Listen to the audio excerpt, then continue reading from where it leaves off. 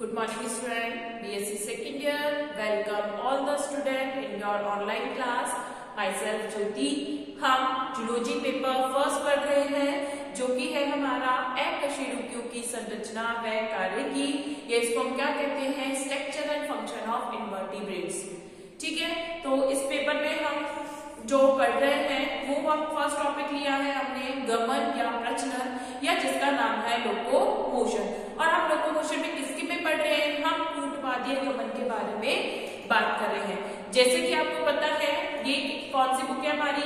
Invertebrate से related है, अकशेरुक जीवों के बारे में है. तो हम यहाँ जो भी चीजें पढ़ेंगे, चाहे वो उनका श्वसन पढ़े, चाहे हम सर्जन पढ़े, यानी रेस्पिरेटरी सिस्टम पढ़े, एक्सक्रीटरी सिस्टम पढ़े, या उनमें कुछ स्पेशल कैरेक्टर्स को पढ़े, वो सब हम किन में पढ़ेंगे? हम इनवर्टिब्रेट्स एनिमल्स में पढ़ेंगे. तो यहाँ हम जो पढ़ रहे हैं वो हमारा है लोकोमोशन, जो हम किस में पढ़ रहे हैं? इनवर्टिब्रेट्स एनिमल में, यानी कि अकशेरुक जीवों में. तो अकशेरुक जीवों का जो पहला शाखा प्रारंभ होता है वो कौन सा होता है? प्रोटोजोआ.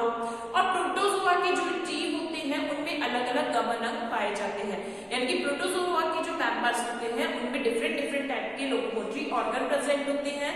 उनमें अगर हम बात करते हैं तो जैसे अमीबा में लोकोमोटरी ऑर्गन क्या है? सूडोपोडिया. फिर अगर हम बात करते हैं पैरामीशियम में लोकोमोटरी ऑर्गन क्या होता है? उसमें होते हैं सीलिया. और अगर हम बात करते हैं युग्लिना, तो युग्लिना में लोकोमोटरी जो ऑर्गन होता है वो होता है कशाभिका या फ्लैजिला. तो ये तीन एनिमल ऐसे हैं जिनमें डिफरेंट लोकोमोटरी ऑर्गन पाए जाते हैं. तो हम जो पढ़ रहे थे वो फर्स्ट था अमीबा में कूटवादीय गमन, या हम बात कर रहे हैं सूडोपोडियल लोकोमोशन इन अमीबा. तो हमारा आज का टॉपिक क्या है? लोकोमोशन इन अमीबा या अमीबा में गमन. जैसे कि हमने हमारी लास्ट क्लास में बात करी थी, जो अमीबा है उसकी बॉडी की कोई प्रॉपर शेप नहीं है. ठीक है, जो अमीबा है उसकी बॉडी की ना तो कोई प्रॉपर शेप है ना कोई साइज है. और चूंकि अमीबा क्या है? एक यूनिसेल्युलर एनिमल है. कैसा है? एक कोशिकीय जीव है, क्योंकि प्रोटोजोआ के मेंबर है. और प्रोटोजोआ के मेंबर कैसे होते हैं? यूनिसेल्युलर. तो ये कैसा है? एक कोशिकीय जीव है. शरीर का कोई प्रॉपर आकृति या आकार नहीं है. क्यों? क्योंकि इसकी जो बॉडी है उसके ऊपर कोई आवरण नहीं मिलता है, कोई ऐसी स्ट्रक्चर नहीं पाई जाती जो कि इसको प्रॉपर आकार दे. अदर एनिमल्स की अगर हम बात करते हैं, प्रोटोजोआ एनिमल्स की, तो उन पर पेलिकल की लेयर पाई जाती है. कौन सी लेयर पाई जाती है? पेलिकल की लेयर पाई जाती है, जो कि उनकी बॉडी को प्रॉपर शेप या साइज प्रोवाइड करती है. ठीक है, तो यहाँ अमीबा में क्या होगी? एक कोशिका है. कोशिका में क्या मिलेंगी? कोशिका पाए जाते हैं, यानी कि इसमें सेल ऑर्गेनल्स होंगे. तो अमीबा की सेल के अंदर, क्योंकि अमीबा क्या हो गया? सेल हो गया. तो सेल के अंदर क्या मिलता है? प्रोटोप्लाज्म मिलता है, जीव द्रव्य पाया जाता है. और उस जीव द्रव्य की वही वृद्धि, यानी कि जीव द्रव्य ही क्या होता है? शरीर से थोड़ा बाहर निकल के किसका निर्माण करता है? कूटपाद का निर्माण करता है. देखो, इसके लिए एक्सपेरिमेंटल अगर हम बात करते हैं, हम क्या करते हैं? हमने बलून फुलाया. ठीक है, एक्सपेरिमेंट में हमने क्या करें कि हमने बलून फुलाया, और बलून फुला के क्या करते हैं? उसको हमने एक साइड से दबाया, तो एक साइड से क्या होता है? बलून का पोर्शन बाहर निकल आता है. ठीक है, तो इस तरीके से बलून वाला बहुत सारी शेप्स बनाता है. कोई मंकी बना देता है, कोई चिड़िया बना देता है. तो इसी तरीके का क्या है? जीव द्रव्य की अभिवृद्धियां हैं. जैसे कि शरीर का ही कोई भाग, जब आप बलून फुला रहे हैं, अगर उसको बीच में से रोल कर रहे हैं तो बलून दो पार्ट में बट गया. अदरवाइज वो पूरा एक बलून था, है तो वो एक ही बलून, चाहे हमने उसको दो पार्ट में ट्विस्ट कर दिया. इसी तरीके की संरचना क्या बनती है? कूटपाद या सूडोपोडिया बनती है.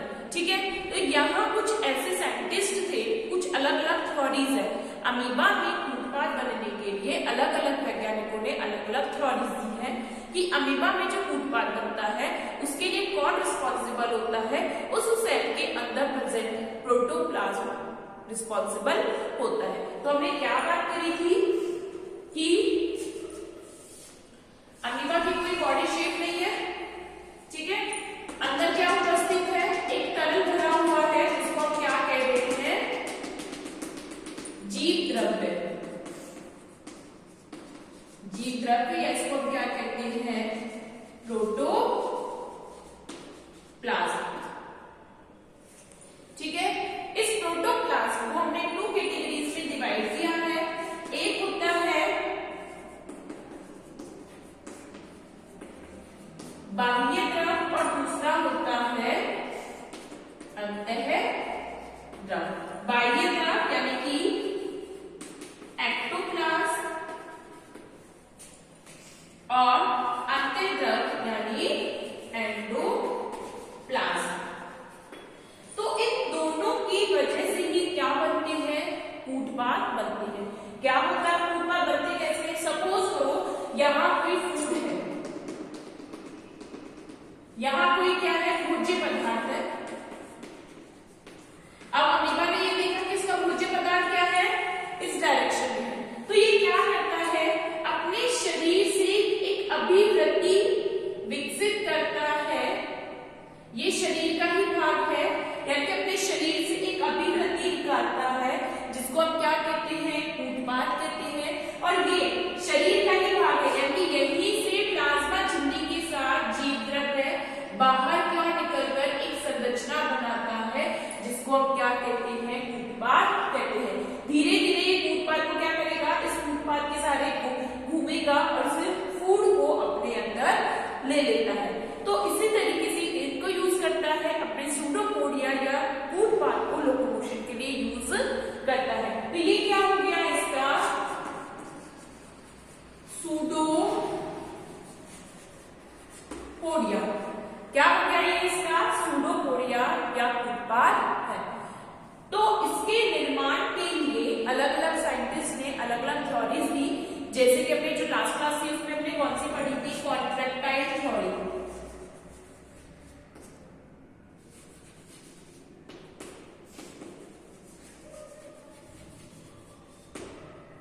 हाइड्रोलिक थ्योरी जो कि शुरजे ने दी थी। कॉन्ट्रैक्शन हाइड्रोलिक थ्योरी की अगर हम बात कर रहे हैं तो सबसे पहले ये थ्योरी किसने दी है? शुरजे ने दी है। जिसके अकॉर्डिंग क्या होता है? इस थ्योरी के अकॉर्डिंग अगर हम बात कर रहे हैं तो ये थ्योरी क्या कहती है कि क्या होगा कि जब कोई भी फूड मैटर होता है या कोई किसी भी रीजन से, यानी जिस भी रीजन से अमीबा को क्या करना है? गमन करना है, लोकोमोशन करना है, तो क्या होता है कि फर्स्ट ऑफ ऑल उसकी बॉडी में क्या होता है? कॉन्ट्रैक्शन होता है। तो कॉन्ट्रैक्शन का प्रेशर, यानी बॉडी में क्या होगा? कॉन्ट्रैक्शन होगा। कॉन्ट्रैक्शन सबसे पहले कहाँ लगेगा? क्योंकि आउटर क्या प्रेजेंट होता है? बाह्य द्रव या एक्टोप्लाज्म में आउटरली साइड क्या होगा? कॉन्ट्रैक्शन फर्स्ट ऑफ ऑल यही फेस करेगा, क्योंकि पहले क्या है? प्लाज्मा झिल्ली। प्लाज्मा झिल्ली के बाद कॉन्ट्रैक्शन का जो पावर होगा वो कौन फेस करेगा? फोर्स एक्टोप्लाज्म पर होगा। तो एक्टोप्लाज्म में क्या होगा? जैसे जैसे कॉन्ट्रैक्शन होता है एक्टोप्लाज्म भी कॉन्ट्रैक्ट होगा, और एक्टोप्लाज्मिक कॉन्ट्रैक्शन से क्या होता है? प्रेशर बिल्ड होता है, और वो प्रेशर किसमें बिल्ड होता है? एंडोप्लाज्म में। क्योंकि अंदर कौन है? एंडोप्लाज्म। यहाँ क्या है? एंडोप्लाज्म। आउटर साइड क्या होता है? एक्टोप्लाज्म। अंदर कौन होता है? मिड में एंडोप्लाज्म। तो जब क्या होता है कि बॉडी में कॉन्ट्रैक्शंस होता है, प्रेशर किस पे आता है? एक्टोप्लाज्म पे आता है। तो एक्टोप्लाज्म क्या करता है? प्रेशर किस पर क्रिएट करता है? एंडोप्लाज्म पर क्रिएट करता है। यानी कि संकुचन किस पे लगेगा? एंडोप्लाज्म पे होगा।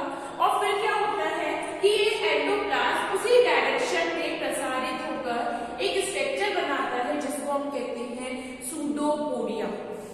ठीक है, देखो इसको हम सिंपली वे में अगर कहना चाहें तो हम क्या करते हैं? हमने बलून में हवा भरी। अब हमने बलून में हवा भरने के बाद अगर हम उसको बांध दिया, बांधने के बाद अगर हम उसको ऊपर से पिचकाते हैं तो वो नीचे से फूलता है, और अगर हम इसको नीचे से पिचकाते हैं तो ऊपर से फूलता है। यही होता है। तो इसमें भी क्या हो रहा है? हमने जहां से उसको कॉन्ट्रैक्शन किया है, जहां से उसमें प्रेशर लगाया है, उसके अपोजिट डायरेक्शन से वो क्या करता है? एक्सटेंड हो जाता है। बलून के साइज में तो कोई चेंज नहीं आया, केवल क्या हुआ? एक पोर्शन आपने प्रेस किया है तो सेकंड पोर्शन एग्जिट हुआ। इस वाले पोर्शन को आपने प्रेस किया है तो सेकंड पोर्शन क्या हो रहा है? एग्जिट हो रहा है। इसी तरीके का प्रोसेस इसमें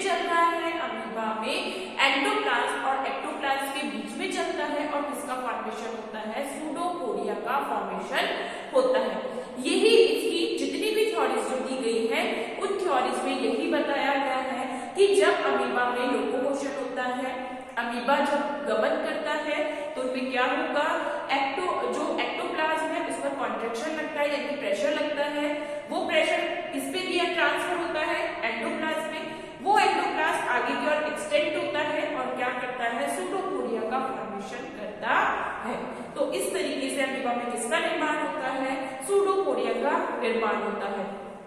इसी के रेफरेंस में और भी थ्योरीज दी गई है, जैसे अगर हम बात करते हैं चलन, हम कहते हैं प्रश्न तनाव सिद्धांत। अभी हम और थ्योरीज की बात करेंगे, यानी कि सरफेस टेंशन थ्योरी हो गई हमारी।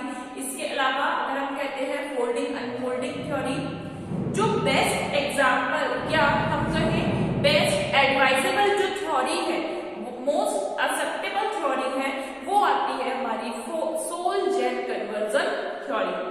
ठीक है, तो अमीबा में सूडोपोडिया फॉर्मेशन की जो मोस्ट एक्सेप्टेबल जो थ्योरी है वो है हेल्मन की सोल जेल थ्योरी। तो हम उस थ्योरी के बारे में पढ़ेंगे। इस तरीके से उस थ्योरीज के अकॉर्डिंग आगे क्या फॉर्मेशन हो रहा है, सूडोपोडिया का फॉर्मेशन हो रहा है। ठीक है,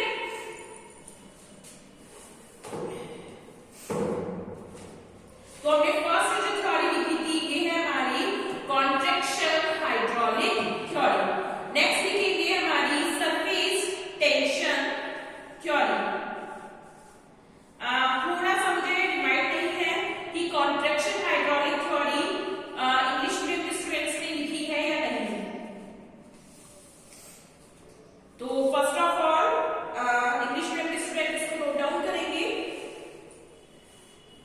कॉन्ट्रैक्शन हाइड्रोलिक थ्योरी, हमारा जो लास्ट टॉपिक चल रहा था वो कौन सा था, contraction hydraulic theory. I think मैंने ये नोट डाउन करवा दिया है, तो हम नेक्स्ट थ्योरी में मूव ऑन करते हैं। नेक्स्ट थ्योरी है हमारी सरफेस टेंशन थ्योरी। नेक्स्ट हमारी है सरफेस टेंशन थ्योरी।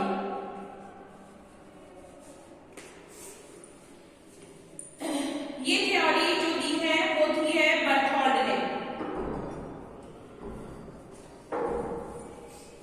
इसको हम क्या बोलते हैं, पृष्ठ तनाव सिद्धांत। सेकेंड थ्योरी क्या है, सरफेस टेंशन थ्योरी, ये जिसको हम कहते हैं पृष्ठ तनाव सिद्धांत, जो किसने दिया है, बर्थोल्ड ने।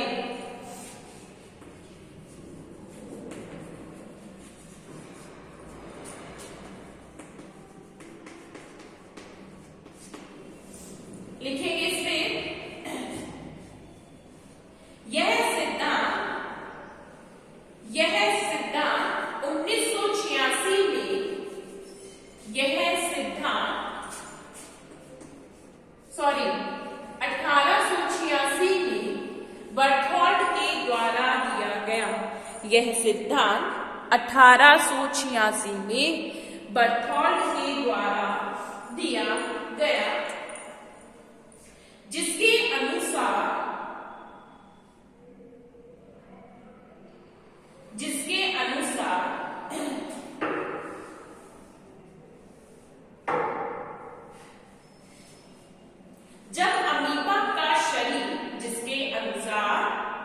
जब अमीबा का शरीर धरातल के किसी स्थान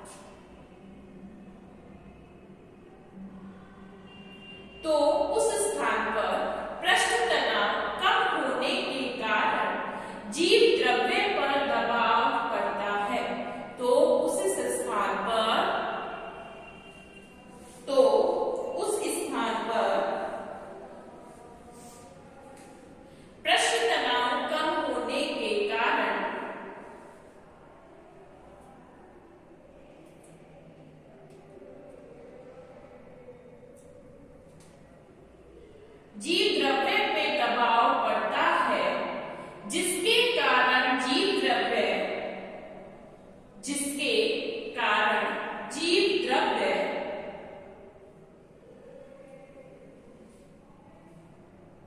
कूटपाद के रूप में बाहर निकल आता है, जिसके कारण जीव द्रव्य कूटपाद के रूप में बाहर निकल आता है।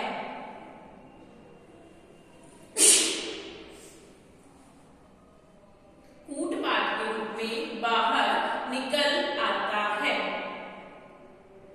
लाइन चेंज करके लिखेंगे, इस सिद्धांत का समर्थन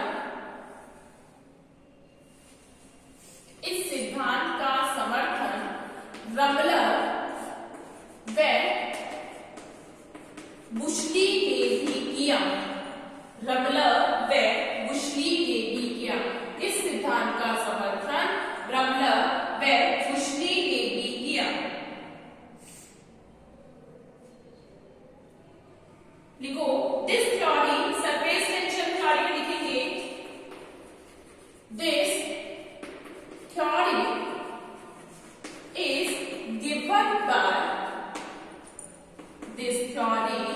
is given by Berthold in 1886. Theory is given by Berthold in 1886. According to this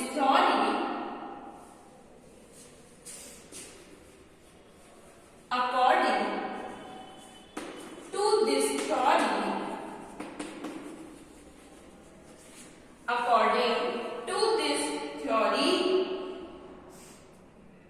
the amoeboid movement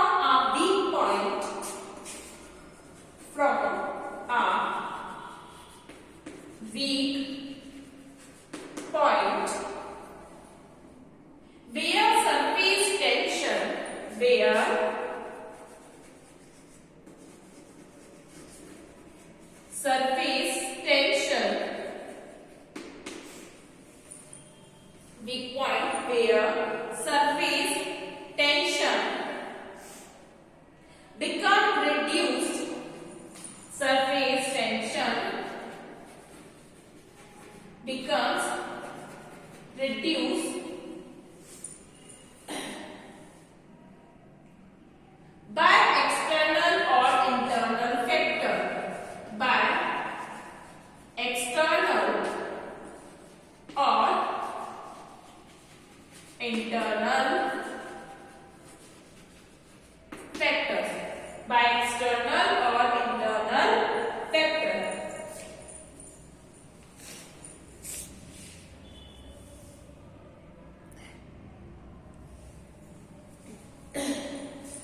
line change करके लिखेंगे, this theory has been supported by, this theory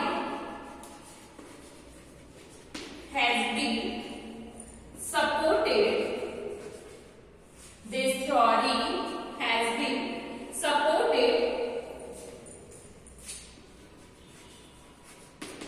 by रमलर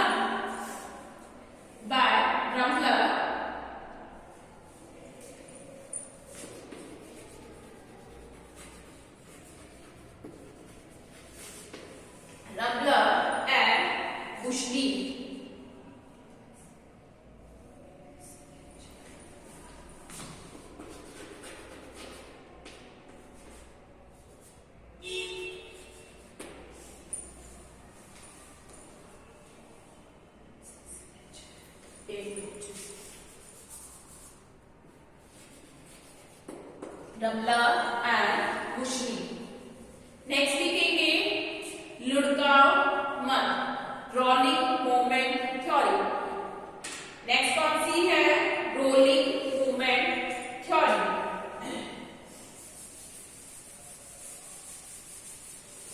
जो कि जेनिंग्स ने दी है।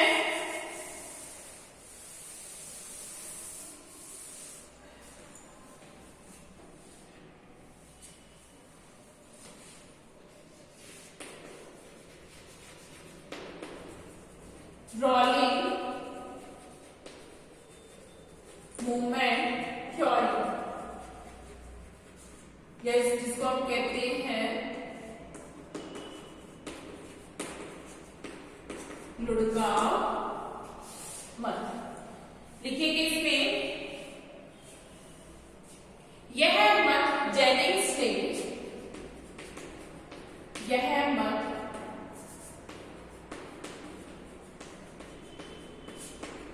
जेनिंग्स ने 1904 में दिया। यह मत जेनिंग्स ने 1904 में दिया, जिसके अनुसार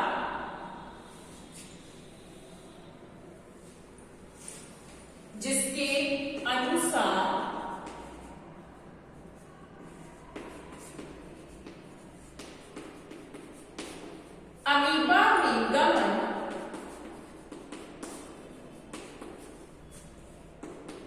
गमन किसी अमीबा में गमन किसी लुढ़कने वाले, अमीबा में गमन किसी लुढ़कने वाले गोले की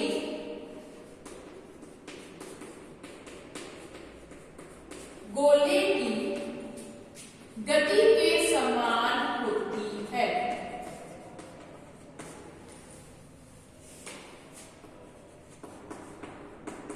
गति के समान होती है, यानी कि इसके अकॉर्डिंग अगर जेनिंग्स ने जो बात की है, जेनिंग्स ने ये बोला है कि अमीबा में जो मूवमेंट होता है वो कैसे होता है, जैसे हम किसी जो बॉल है या कोई ऐसा हम कोई सॉलिड ले रहे हैं जो क्या करता है, रोल करता है। ठीक है, हमने बॉल लिया और बॉल को क्या करा, हमने स्लाइड पर से डाला है, तो कैसा होता जाएगा, रोल होता हुआ जाता है।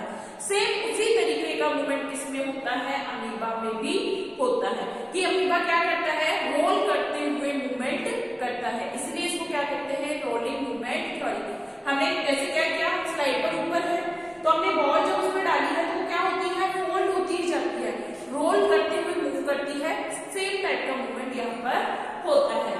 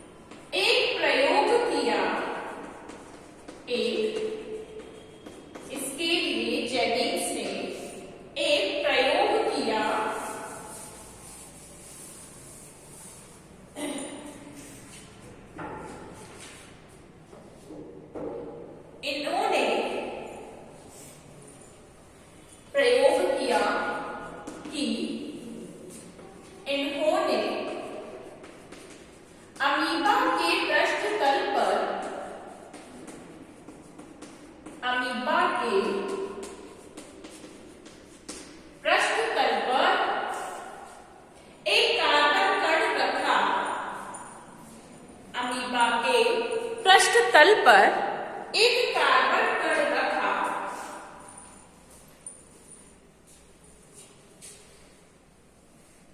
तो यह कण पृष्ठ तल पर एक कार्बन कण रखा तो यह कण उस प्रकार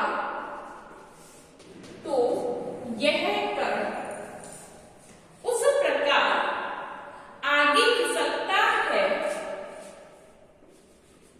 उस प्रकार आगे खिसकता है जैसे जैसे इसका जीव द्रव्य इसका जीव द्रव्य आगे बढ़ता है, जैसे इसका जीव द्रव्य आगे बढ़ता है।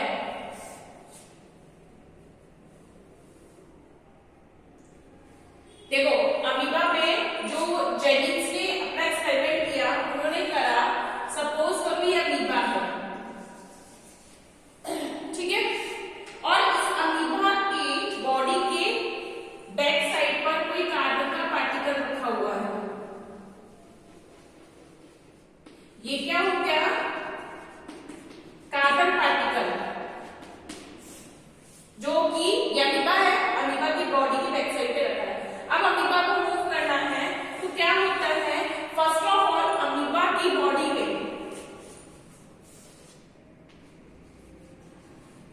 यहां से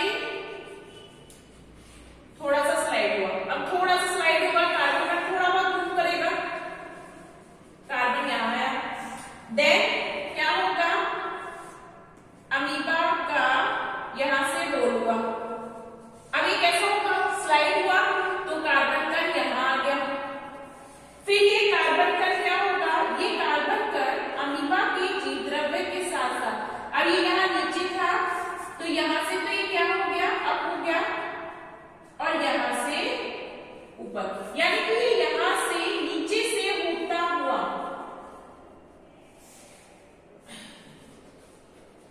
वापस क्या करता है? ऊपर आ जाता है। तो इस तरीके से रोल करते हुए ये मूवमेंट होता है, ठीक है। लिखेंगे इसमें आगे रोलिंग मूवमेंट थ्योरी, लिखेंगे this theory is given by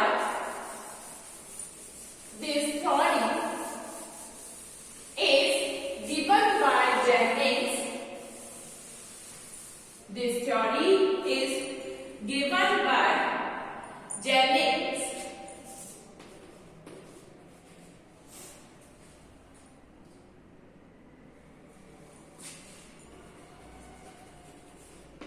In 1904,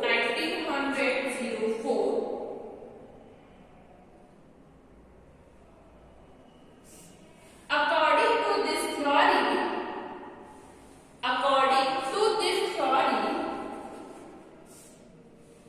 amoeboid movement, according to this theory,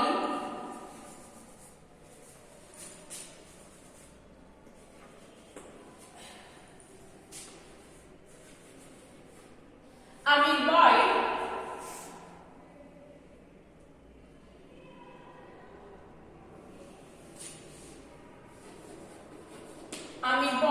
movement, according to this theory, amoeboid movement take place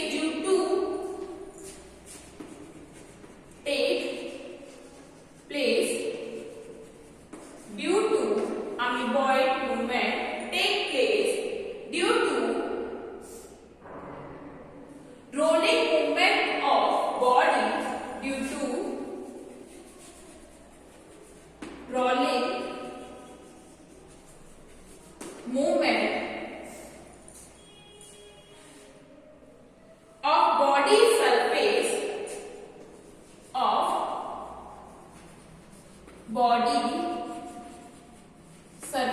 amoeboid movement take place due to rolling movement of body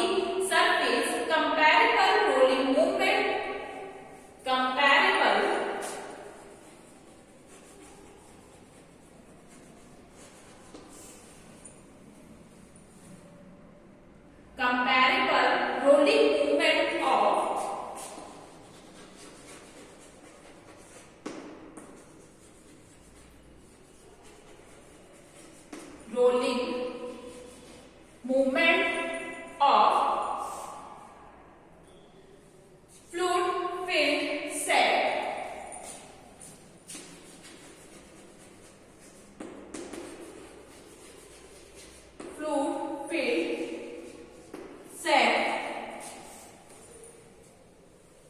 on a substratum.